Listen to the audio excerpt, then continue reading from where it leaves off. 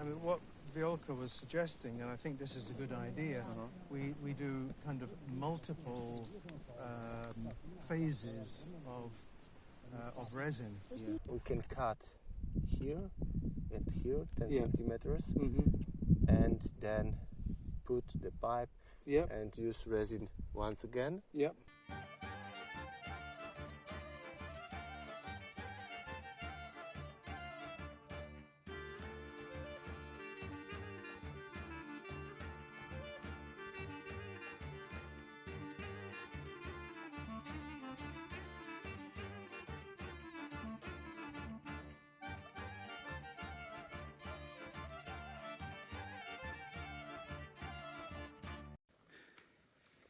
So this is the top of the Nicola bed, which is a sapropellic layer.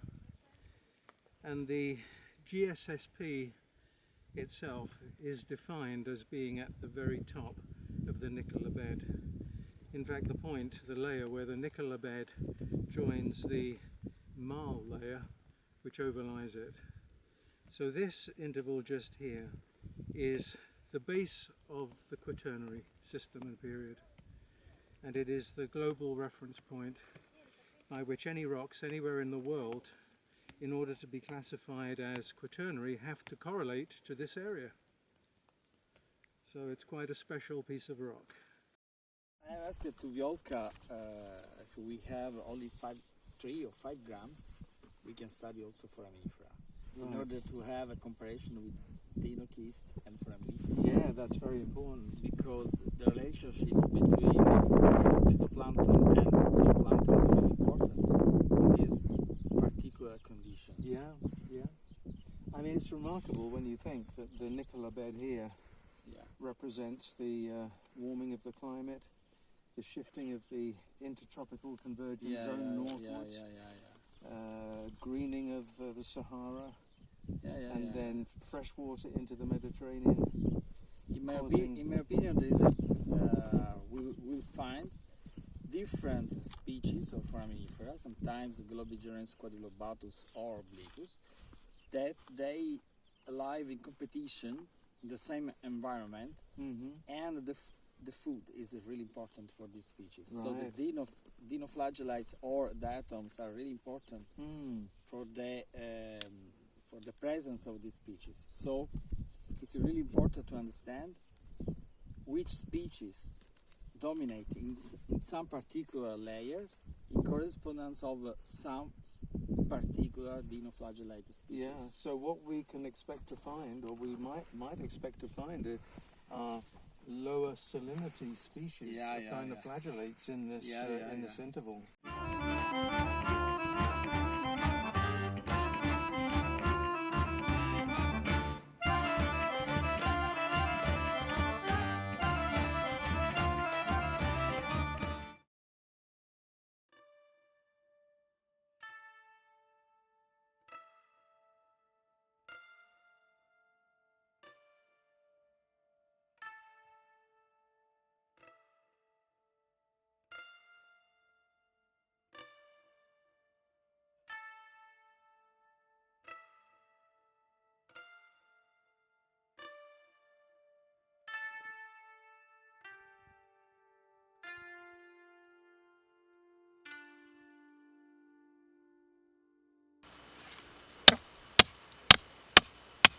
Jeszcze. Jeszcze. O, delikatnie. Czy jeszcze? Dobra. No, czekaj, już.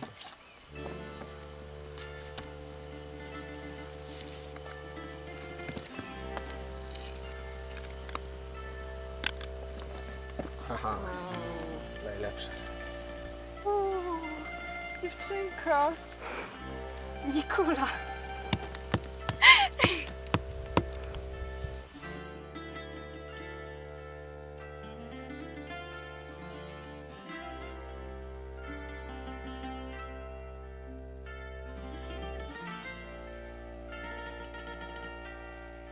We're also trying to remove a large boulder at the bottom of the cut core, and we'll remove that boulder, and that will then extend the stratigraphic range of the core down by another maybe 10 or 15 centimeters, extending the record of sedimentation around at the time of the Nicola bed deposition. Will extend it by another, well, we're also looking at the top as well, we're extending the top, so with the top and the bottom extended each way maybe another 10 or maybe 15 centimeters, giving us a lot more stratigraphic range. So what's interesting about the Nicola bed and these other sapropelic layers, and this is actually something that a lot of people don't realize, but it's because of global warming at that time. It caused the monsoon system to shift northwards over North Africa, and that caused fresh water to flow into the eastern Mediterranean. And as a result of that, because you had a lens of fresh water over the Mediterranean, it meant that during the winter time you didn't have a recirculation of surface water down to the bottom of the ocean. In other words, that circulatory system was blocked by relatively low density fresh water.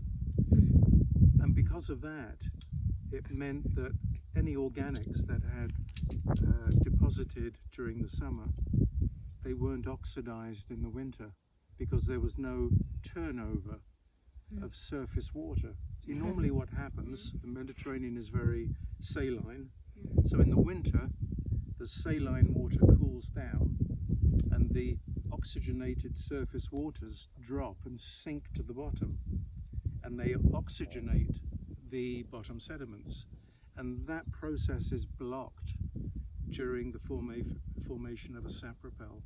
And it is all because of global warming, and it's because of a shift of the African monsoon into North Africa. It all correlates with a greening of the Sahara. There are times when the Sahara starts to become vegetated, and it all links together with these sapropels. So it's an interesting sort of integrated story that people don't always realize. Dobra. Wow. I think this is the best piece that we have so far. No to teraz żywica.